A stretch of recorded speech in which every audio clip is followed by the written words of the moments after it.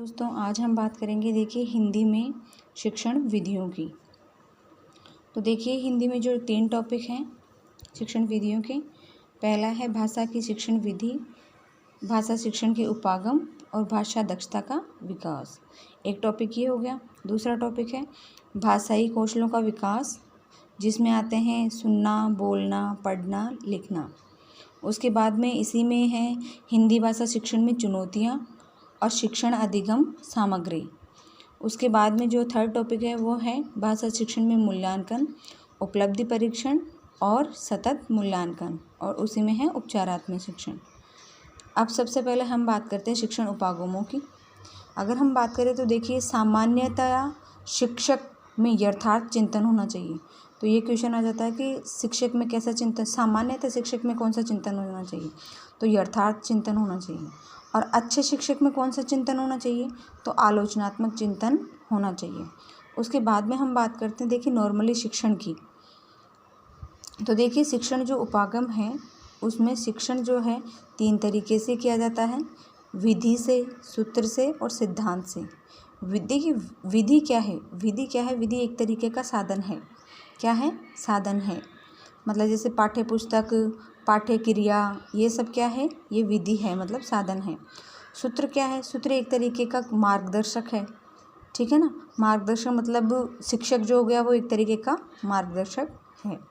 सिद्धांत है एक चलने का तरीका, ठीक है। विषय वस्तु व शिक्षार्थी, ये सब। अब हम बात करते हैं शिक्षण विधि। तो देखिए शिक्षण विधि क्या है। शिक्षण विधि की अगर हम बात करें तो देखिए ये शिक्षण विधि जो है विवेकपूर्ण, संगठनात्मक, कार्य या उद्देश्य पूर्ति व कार्यों को प्रगति देने वाली क्रिया है शिक्षण विधि। उसके बाद में एक महोदय हैं एस के कोचर के अनुसार, एस के कोचर जी कहते हैं कि जिस प्रकार से एक सैनिक को सभी अस्त्र शस्त्रों का ज्ञान होता है, उसी प्रकार से एक शिक्षक को सभी विधियों का ज्ञान होना चाहिए, ठीक है ना। उसके बाद में जो है जॉन डीवी जी कहते हैं कि यदि जो शिक्षक की जो पद्धति है वह जिसके द्वारा हम लोग शिक्षक या विषय वस्तु को संगठित करें या निष्कर्षों की जो प्राप्ति करते हैं ना, वो क्या है, वो ही एक शिक्षण है।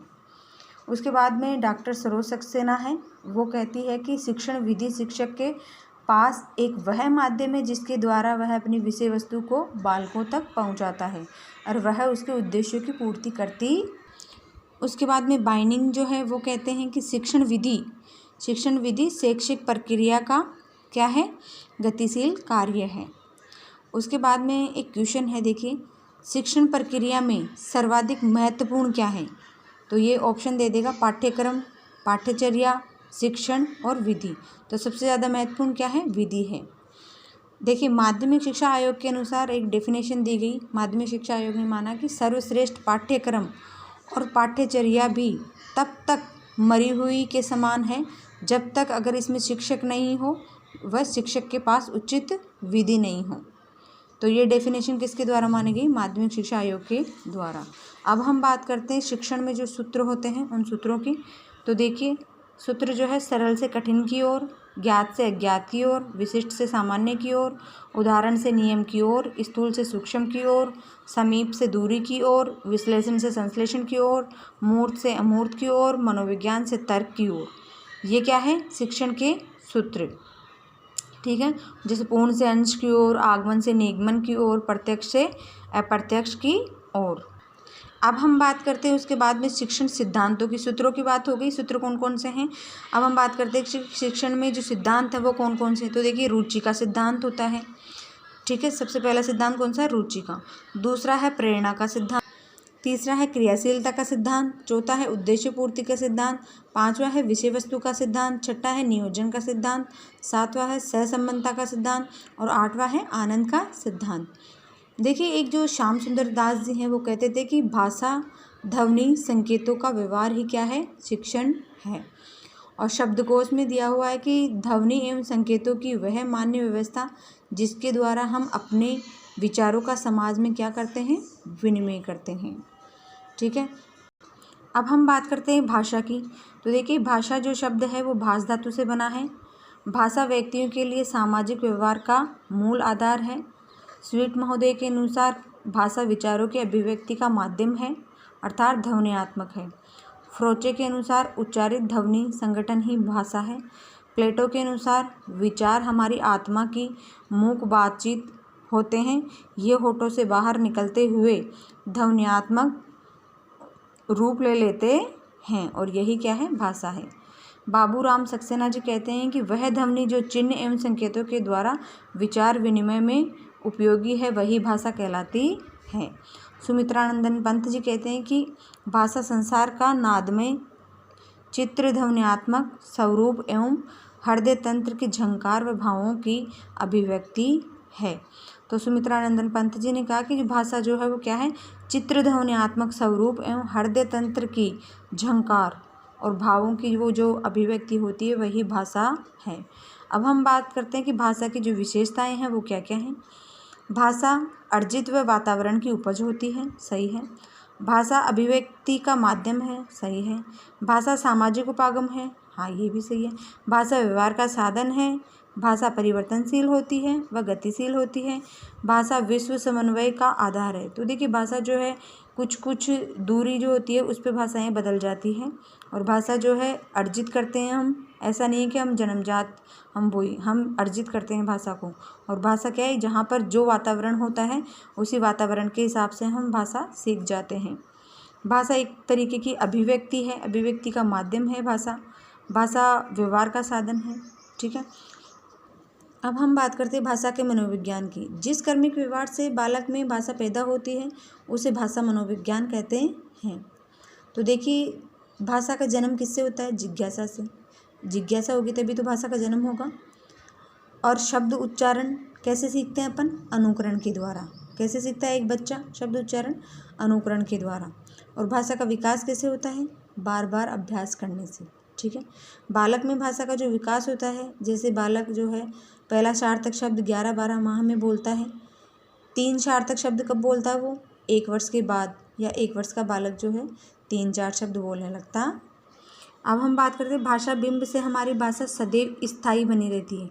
तो ये क्वेश्चन भी आता है कि भाषा बिंब से हमारी भाषा कैसी बनी रहती है, सदैव स्थायी बनी रहती है। और देखिए 16 से 24 माह तक का बच्चा 2-2 शब्द के वाक्य बनाते हुए बोलता है। लगभग 2 वर्ष की आयु तक या लगभग 5 वर्ष की आयु तक बालक ठीक प्रकार से लिखना शुरू कर देता है।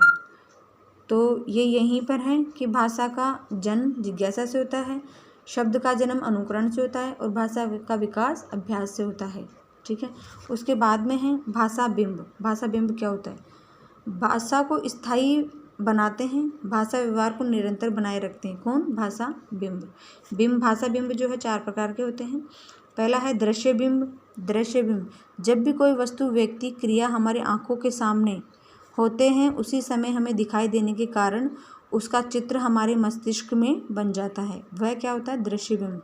जैसे मेरे सामने गाय खड़ी है तो अपने दिमाग में वो दृश्य बन जाता है कि हाँ गाय खड़ी है, क्योंकि गाय हमारी देखी हुई है इसलिए। श्रव्य बिंब, जब कोई वस्तु हमारे सामने पहले से, जब भी कोई भी वस्तु हमारे सामने पहले से देखा हुआ होता है तथा उसकी आवाज़ पहचानते हैं तो उसकी अनुपस्थिति में उसका नाम, आवाज़ सुनने मात्र से उसका चित्र मस्तिष्क में बन जाता है। जैसे बाहर कुत्ता भौंक रहा है तो कुत्ता हमारा देखा हुआ है तो वो भौंक रहा है तो उसका बिंब हमारे मन में बन जाता है, दिमाग में। उसके बाद में है विचार बिंब। वस्तु, व्यक्ति, प्राणी के कार्य की उपयोगिता हमारे मस्तिष्क में विचारों के रूप में आने लगती है। जैसे घोड़ा सवारी के काम आता है, तो ये क्या है, विचार बिंब। उसके बाद में चौथा और लास्ट बिंब है वो है भाव बिंब। जब कोई विचार बिंब भावना युक्त होकर प्रकट होता है तो भाषा के वह भाव व बिंब होता है, जैसे गाय हमारी माता है।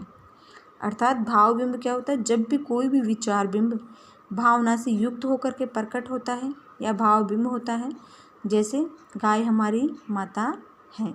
तो यहाँ पर एक बिंब है कि गाय क्या है, हमारी माँ के समान है। अब हम बात करते हैं भाषा के रूप। देखिए भाषा जो है, मातृभाषा, माँ के द्वारा बोली जाने वाली शब्द, माँ की बालक की प्रथम गुरु कौन होती है, माँ या परिवार होता है। बालक की प्रथम पाठशाला कौन है, परिवार। बोली क्या होती है, क्षेत्र विशेष में बोले जाने वाले शब्द, अर्थात स्थानीय भाषा होती है वो। ठीक है। उसके बाद में है जैसे 36 किलोमीटर में कुछ कुछ भाषाएं जैसे होती है ना, वो थोड़ी थोड़ी दूर में जैसे चेंज होती जाती है। उसके बाद में है प्रादेशिक भाषा।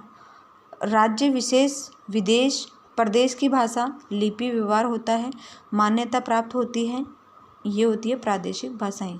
निम्न में से प्रादेशिक भाषा नहीं, ये क्वेश्चन आया हुआ है कि निम्न में से कौन सी भाषा प्रादेशिक भाषा नहीं है। तो देखिए पंजाबी, डोंगरी, राजस्थानी, गुजराती। तो राजस्थानी जो है प्रादेशिक भाषा नहीं है। अब हम बात करते हैं राजभाषा की। राज्य या राष्ट्र के सरकारी कामकाज की भाषा हिंदी राजभाषा कहलाती है। 14 सितंबर 1949 को इसको मान्यता प्रदान करी गई थी और इसी कारण 14 सितंबर को हिंदी दिवस में मनाते हैं। और संविधान के अनुच्छेद 343 में इसका भाषा का उल्लेख करा गया है। राष्ट्रभाषा, राष्ट्र की कुल आबादी के 2/3 या 66% लोग बोलते हैं ये भाषा, ठीक है। उसके बाद में हम बात करते हैं भाषा। देखिए ये क्वेश्चन है कि भाषा से क्या अभिप्राय है। तो फर्स्ट है ऑप्शन है विचारों से, दूसरा विचारों के जन्म से, तीसरा विचारों की अभिव्यक्ति से, चौथा अभिव्यक्ति के माध्यम से। तो आंसर क्या आएगा, अभिव्यक्ति के माध्यम से।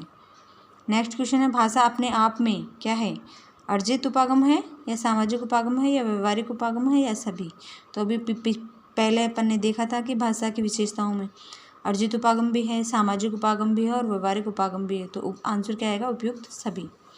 उसके बाद में नेक्स्ट क्वेश्चन है भाषा मनोविज्ञान के अनुसार सबसे महत्वपूर्ण पद कौन सा है जो भाषा विकास में योगदान देता है। तो कौन सा पद है, जिज्ञासा, अनुकरण, अभ्यास या उपयुक्त सभी। तो कौन सा है, अभ्यास। नेक्स्ट क्वेश्चन है भाषा का स्वरूप बनने में भाषा बिंब का योगदान होता है। तो 4 प्रकार से, 5 प्रकार से, 6 प्रकार से या 7 प्रकार से। तो क्या आएगा, 4 प्रकार से, क्योंकि भाषा बिंब अभी पढ़े हैं तो 4 प्रकार के होते हैं ना। कौन सा कथन भाषा बिंब के अनुसार अन्य से भिन्न होता है। तो देखो फर्स्ट ऑप्शन है देखो मोहन आ रहा है, सेकंड ऑप्शन है उसने मुझे नहीं बताया, थर्ड ऑप्शन है कक्षा में बालकों के सामने शिक्षक है, फोर्थ ऑप्शन है तुम भी यहाँ बैठ जाओ। तो आंसर क्या आएगा, देखो मोहन आ रहा है, क्योंकि ये क्या है, दृश्य बिंब है, ठीक है। उसके बाद में है कौन सा कथन सही नहीं है। तो कौन सा कथन सही नहीं है, हिंदी संवैधानिक रूप से भारत की राजभाषा है, सेकंड ऑप्शन। 14 सितंबर 1949 को हिंदी दिवस मनाया जाता है क्योंकि इस दिन हिंदी राजभाषा बनी थी। थर्ड ऑप्शन है अनुच्छेद 434 में वर्णित है हिंदी राजभाषा में होगी, 434 में नहीं है, 343 में। तो ये भी गलत है। फोर्थ ऑप्शन है हिंदी केवल राजभाषा है, राष्ट्रभाषा नहीं है। तो यहाँ पर क्या पूछा था उसने कि इनमें से कौन सा ऑप्शन गलत है, तो ये वाला गलत है ना, थर्ड वाला। उसके बाद में बात करते हैं भाषा कौशलों की। भाषा कौशल कितने होते हैं। तो देखिए भाषा के कौशल 4 होते हैं, LSRW, मतलब L से हो गया सुनना, लिसनिंग, S से स्पीकिंग बोलना, R से रीडिंग पढ़ना और W से राइटिंग लिखना। श्रवण कौशल जो है वो बाह्य कौशल या आधार कौशल भी कहलाता है। उच्चारण कौशल जो बोलना है वो उच्चारण कौशल मतलब अभिव्यक्त कौशल भी कहलाता है। उसके बाद में वाचन कौशल है वो भी ग्राह्य कौशल कहलाता है, मतलब अपन ग्रहण करते हैं। और लेखन कौशल है वो भी अभिव्यक्ति कौशल कहलाता है। अब है मौखिक व्यवहार, ठीक है। भाषा कौशल का आधार, ये क्वेश्चन है कि भाषा कौशल का आधार कौशल कौन सा है, सुनना। सबसे पहले कौन सा है, सुनना। श्रवण कौशल आ जाता है। इसकी बात करें हम तो बोलने वाला कैसे बोल रहा है, सुनने वाले के श्रवण साधन ठीक, शांत वातावरण हो, ध्यान केंद्रित हो, ठीक है। श्रवण जब अपन करते हैं तो उस समय ये सब बातें होनी चाहिए। बालक और व्यक्ति में निम्न विशेष योग्यताएं होनी चाहिए। अंतर्बोध शक्ति, ध्यान केंद्रण होना चाहिए, धारण शक्ति होनी चाहिए, अवबोध शक्ति होनी चाहिए, ठीक। अब है उच्चारण कौशल। उच्चारण कौशल में प्रभाव क्या है, शारीरिक दोष, हकलाना, तुतलाना। तो उच्चारण करते समय ये सब चीज़ें होती है ना, तो अपन बार बार उच्चारण करेंगे तो ये चीज़ें नहीं होगी। दूसरा है भौगोलिक कारक, कुछ को कछु बोलना, पुत्र को पुत्र बोलना, ये सब चीज़ें। थर्ड प्रभावक है सामाजिक कारक और फोर्थ है मुख या सुख, ठीक है, हाव भाव से ये सब। फोर्थ है वाचन कौशल, ठीक है, मुंह से वाचन करना मतलब अर्थ ग्रहण करते हुए पढ़ना। उसके बाद में लास्ट है वो है लेखन कौशल। सबसे जो कठिन कौशल है वो कौन सा माना गया है, वो है लेखन कौशल माना गया है। एक क्वेश्चन भी आया हुआ था, इन कौशलों से बहुत क्वेश्चन बनते हैं।